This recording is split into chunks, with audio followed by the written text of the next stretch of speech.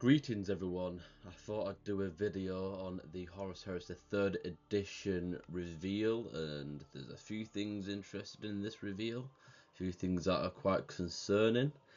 I have also fractured my ankle, so I am in a hella lot of pain, so pray for me. The new Mark II Marines, there are some good and there are some bad. Overall, I do like the design. I think what's sad about this new design is the fact that the leg plates are smooth, where the traditional Mark II leg plates sort of flared out a bit, right? Other than that, I like the design. I love the univisor, omnivisor, whatever you call it, the night aesthetic helmet, and the new weapons. I can't remember what they're called. Is it destructor weapons or something like that? I think they are interesting, but are they enough to differentiate between all the other variations of weaponry that the Space Marine arsenal has? I don't know. We'll have to see. I've got a theory of why this armour is here. It's the same theory that I have why the new Mark III armour is and the new Mark VI. I think, personally, this new mark of armour, this new variation of this mark of armour is akin to how, you have a Mars Bane blade pattern, you'll have a Riser Bane blade pattern, so I think that's it. I think this is just Mark II of armour, similar to the Mark III of armour, similar to the Mark VI of armour, it's just a different pattern of that armour, if you get what I mean. Now with the Mark II character, I love the visor, I love the helmet, I will be putting a helmet on that model. I think the helmet is gorgeous.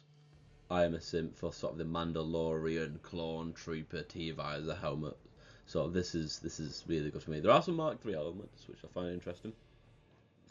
Other than that, the issue I actually do have with this model is that it's too detailed. And next to a character model, I think it will outshine the character model. So in order to implement this to any existing army, and I would recommend for myself and for others, trim a lot of the detail. Because, like I said, unless these older named characters like your Sigismunds and your Abaddons, unless they get revamped pretty soon, these new models with all this nice detail, they'll quickly be outshined. Yeah, whatever the correct phrasing of that is. Now, one of the more interesting parts of this reveal, and the box set as well, is the Arachne Quad Accelerator platform. It's interesting that they put it in the starter kit, because traditionally you would want something in the starter kit that's not really that niche, and I do think this is a niche option, but I like it mainly because it allows the players to expand the variety in which units they include in their army, if you get what I mean. Because most people, you'll have a speeder based army, you'll have a heavy support based army, etc., etc., maybe an infantry based army. But it's a rarity in which you will have an army that has weapon platforms. So I like this idea a lot, and I also like the design. I think the design's beautiful too. I really want 10 because I primarily play in apocalypse games, so I want a gun wall of these. I'll be very happy with a gun wall of these. I would also love to see like a basilisk option as well. I love a basilisk because I do Imperial Fists, that's back 10 plus 40k. So basilisk option, whirlwind option, or missile option, etc., etc. And I would also like for this to have rules in 40k, Legends rules, because proxying those okay, but when you do proxy, you miss out on a lot of things. So I'd rather not proxy, I'd rather have Legends rules. To the more controversial side of this release and reveal and box set would be the Saturnine Terminators.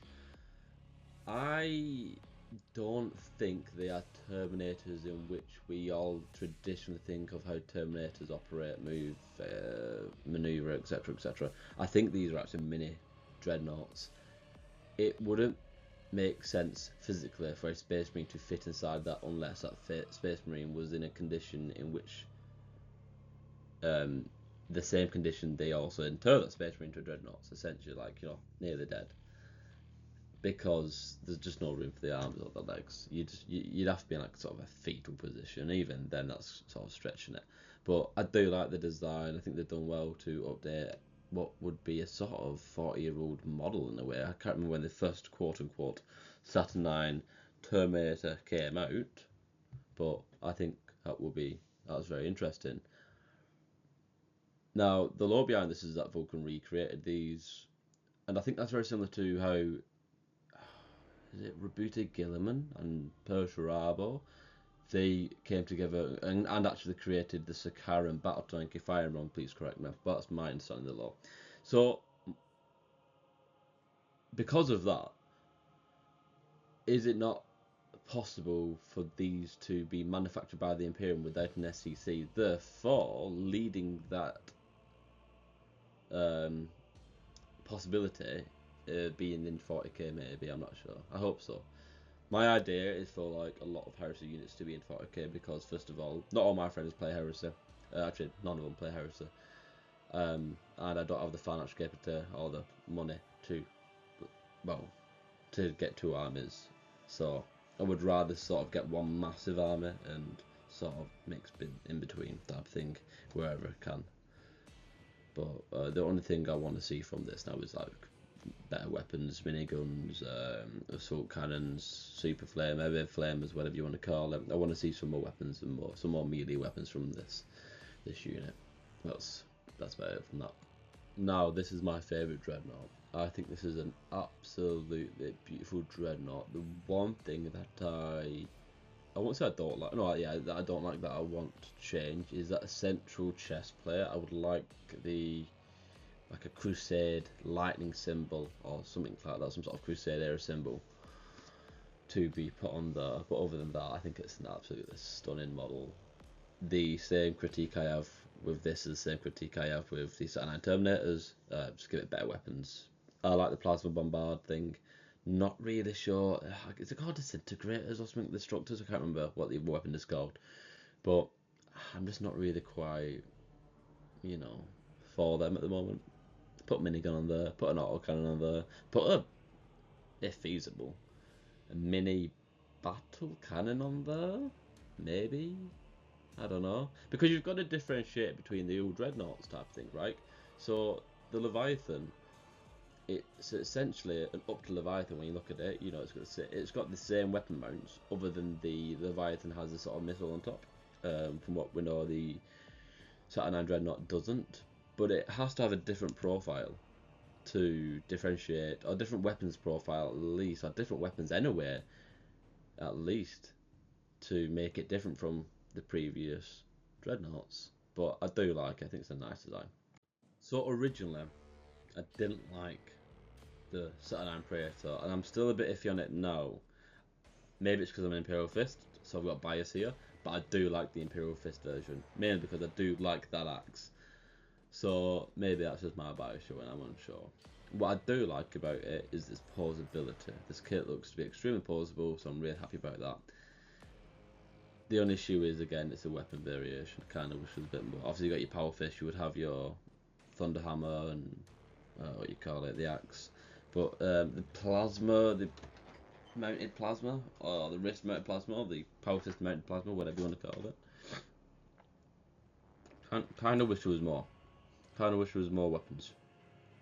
Other than that, I'm also not a big fan of that massive Iron Halo that will be being clipped off at the start. I'm not a big fan of that. I think that's a bit too cumbersome. Yeah. Now, my favourite part of this reveal. I have built... must have been around 8.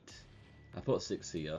But I think I've built around 8 Forge World Foulblades, including like your falchions and stuff like that, right? So I've built 8 of that chassis type.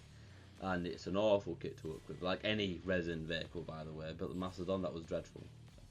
Actually, ironically, I built a Warbringer Titan, and that was much easier than any Forge World resin tank that was crazy. Anyway, this was my favourite part of the stream. I am really happy, actually, that it now comes with a Sponson laser destroyer. Previously, you would use your like the 4 las cannons as a sort of a stand-in for the laser destroyer. I'm glad that now that is separate. Now the issue is, everybody's pointed out, is the quad heavy bolters, which is shit because on you know, face value, it actually looks kind of cool. But when you look at it for more than 5 seconds, you see the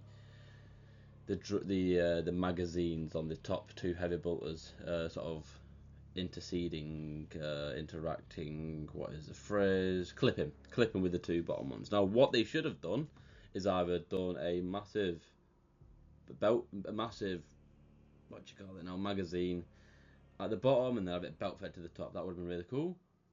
Or what they could have done, if they wanted to keep that sort of idea, they could have just gone with how they designed the plastic contemptor twin heavy bolter. So you'd have the box magazines at the bottom, and then sticking at the side of the box magazines, you could have the drum magazines. Maybe, I don't know. That's just theory. But yeah, it is a massive issue for me, because I do love that tank. I mean, I love this tank much better than I love the resin tank, mainly because it's in plastic, right? But a lot of people have issues with the Demios doors. I think that is a really good addition, because the old Forge World doors, or the Land Raider doors that were on them, that's sort of the more 40k era stuff, which is good and all. But the Demios Rhino doors is the 30k era sort of stuff, so it harkens back to that design. I'm all for it. I think it's a really good idea. With regards to what people are saying about the Demolish Cannon, I'm either here nor there. I like it. A lot of people don't like it. A lot of people have really good reasons for not liking it. But I think it's a good idea to make it different from the old design. Ultimately, this model, I would say it's like I'd really do want to say it's a 10 out of 10. But that quad heavy bolter is really letting it down. So I'm going to have to think of a way to deal with that. An appropriate way to deal with that. But otherwise, 10 out of 10. Want 3 straight away. I want 3 very super heavy tank. The Falchion, the Glaive, only maybe 1 or 2 of the Macedon, if ever it comes in plastic. But such a beautiful vehicle. I'm so happy it's going to be in plastic. I'll be honest, I do not have much to say on the Tarantula threats. I think they're fine. It's about a decent option. I want a few again for Apocalypse Armors, because I do Imperial Fists as Black Templars, but it's a homebrew called the Imperial Templars. You know, so it's a mix of the Imperial Fists and the Black Templars, essentially. So, and my army centres around fortification and heavy assaults, or heavy armoured assaults, so this type of stuff would be beautiful. So, but other than that, I don't really have much to say on it. I think they do look nice. I think it's going to be really good for accessibility and affordability too, because I think these like £42 a piece maybe at once, where it seems to get 2 in a kit. So, yeah. Now, what is interesting actually, I've just thought about this. Do you get 2 in a kit because you only get them 2 options in the kit? That i.e., you only could build a heavy bolter and a las cannon, and that's what's in the kit, or are the 2 options for each weapon, i.e. you could build 2 heavy bolters or 2 las cannons? That's interesting. Keep your eye on that. But yeah, that's about it. Going off what I've just said about the weapon availability in the Tarantula kit, I wonder if the same. Actually, no, never mind. You can see it's not the same because of. Yeah, ignore my everything I've just said then. I think this kit, the Rapier characters, are going to have a similar view to the Tarantulas. I think it's good. I've been wanting these for a long time because they do have 40k legends. So I can use my 30k and 40k, that's sort of cross-system compatibility, which should be a sort of, not a primary focus, but should certainly be a focus. I mean, 40k chaos space marines get fuck all, so. But I think this is good for accessibility and affordability too. I think this is going to be a good idea. I can't wait to get my hands on quite a few. Now, they finally revealed the Mark III breaches and the Mark II jump assault. What is interesting about these 2 things is, well, the Mark II jump assault, we already have a Mark VI jump assault, so that leads me to think, will we get other jump assaults in other marks of armour? Which also then leads me to think, will we get breaches in other marks of armour? Other than that, we've got previews some Skatari looking thing, and I've always said this, the 30k and 40 mechanic, the 30k and 40k, 40k and 40k mechanicals should be in the same range. should not be split. You know, remove the stupid stilt thing in 40k. That's a stupid model, shouldn't have existed ever.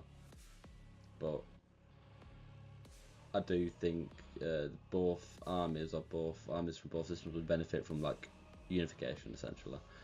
Other than that, we've got previously some Custodian Spear.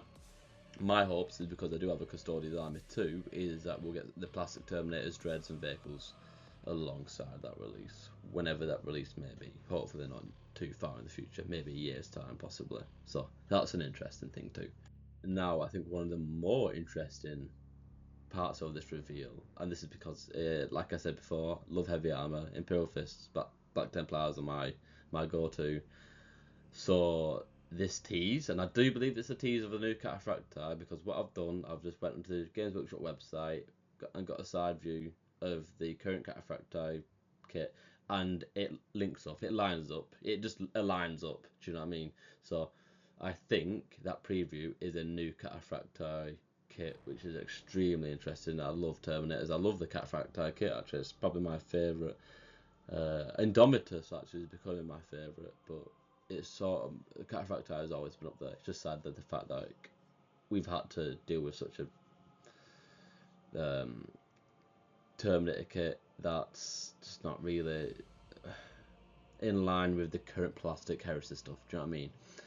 So other than that, I think this is really, really exciting, and maybe we'll see a Tartarus Terminator kit too, alongside the redeveloped Cataphracti kit. Now, this is what I'd like to see, and I also understand that everybody else is different. So don't kill me for having opinions. These opinions can change at any point in time, and I look forward to hear your opinions. What I'd like to see, well, first of all, a detailed rollback. Nothing like the rubbish we got last year. It was atrocious, not helpful, and just... I don't know what a third descriptor could be. Just not ideal, to be fair. Yeah, so a decent, detailed roadmap, laying out what's coming when. I'd also like large quarterly releases for two reasons. Keep the game exciting, but I hate the drip feed, so I want things to be released fast. So then it's not like 40k where you've got to wait X amount of years for your new units or for your codex. In this case, it'd be like your new Liber book or your new commander in plastic or in resin or whatever that may be. Essentially, I want sort of fast releases because they are redeveloping the Heresy line into plastic, right? And it's at a two of a slow pace right now. So I think that needs to be faster. Also, a statement from Games Workshop to say, or to allow the community to understand where they want Heresy to go and which direction they want Heresy to go, and allow the community to give direct feedback on that direction, because a lot of people have been annoyed with the new direction of Heresy because it's invalidated the books, rightly so, by the way. So as I mentioned before, cross-system sorry, I'm not with it today. Inter-system accessibility, which allows some units from Heresy, not characters, but allows some units from Heresy to be in 40k in sort of a Legends format. Because traitors in 40k, they have a bare bones data sheet selection. It's kind of rubbish, to be fair, and I'm quite surprised, and I do feel for the Chaos Space Marines, because they need a lot more help, a lot more love. But in terms of loyalists too, because I am not a big Primaris player. I have Primaris, but that's because Hellbreak looks cool, and it's as simple as that. Most of my things are sort of converted, so I would prefer a 30k styled army in 40k, but that's just me. But then again, even so, it's cost saving, it's inter-system accessibility. I mean, I can sort of jump from 1 to 2 without using Primaris, obviously, in 30k. So that would be really good. I'd also like to see plastic name characters for 30k, mainly because I hate dealing with resin, and resin's such a brittle form of plastic. It's just awful. And you see it all the time with swords and spears and shields snapping and breaking off. God help anybody who bought the new Fulgrim model. I mean, it's beautiful, but it's easily breakable. On top of that, no L-shaped terrain. This is a thematic game, not a competitive game. So, more thematic terrain would be ideal. And terrain that fits the time period. More eagles, less ghouls. And I think that's as simple as that. More new releases rather than plastic updates. Now, it is important to get these plastic updates out because the Heresy models are already stellar. It's true. But same vein with 40k. Well, we've had the redone plastic Terminators. We've just had the redone Stern Guard veterans. And this is nothing new. I would like to see new stuff. Now I'm talking about 40k. I mean, it applies to both, but ultimately, I want to see new stuff, new ideas, new concepts. You know, new ways to field a unit, whether it's via an upgrade sprue that allows them to have different weapon options, etc., etc. So, as much as I do want to see all the existing Heresy units in plastic, I also want to see some new stuff, because I think the new stuff would be cool. I'd also like to see the return of Planet Strike. Now, for those who remember, Planet Strike was a system that came, I think, was it 5th or 6th edition? And it was a system which you could do like sort of a narrative campaign. And me and my friends had really good fun with that. I'm 26 now, and I think I started Warhammer in 5th edition when I was like 7-8 year old, something like that. So I've been through this, been through the whole pipeline essentially. And I remember Planet Strike quite well. This hexagonal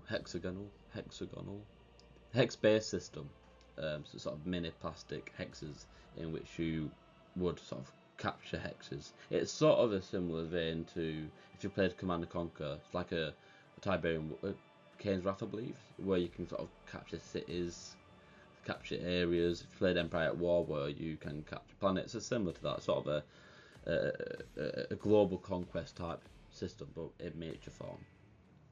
I'd also like to see, and this is quite controversial, some Legends units for Heresy that allow Xenos to be played. Obviously, it has to be around the time, so you know it couldn't be Tau. Unsure if it could be Tyranid because there's things in the lore that said that Tyranid were there and there wasn't. So it'd be like Tau, Necrons, apparently the Silent King Cometh, Sanguinius at some point. So yeah, so it would have to be Xenos that's based on that time period ultimately.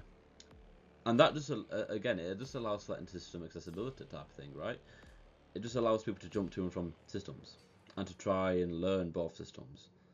So that's why I want that.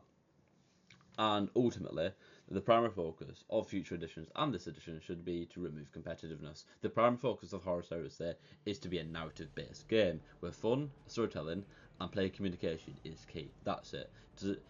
Now, this doesn't mean it doesn't need to be balanced. It does need to be balanced because you don't want a particular army or a particular unit stomping everyone.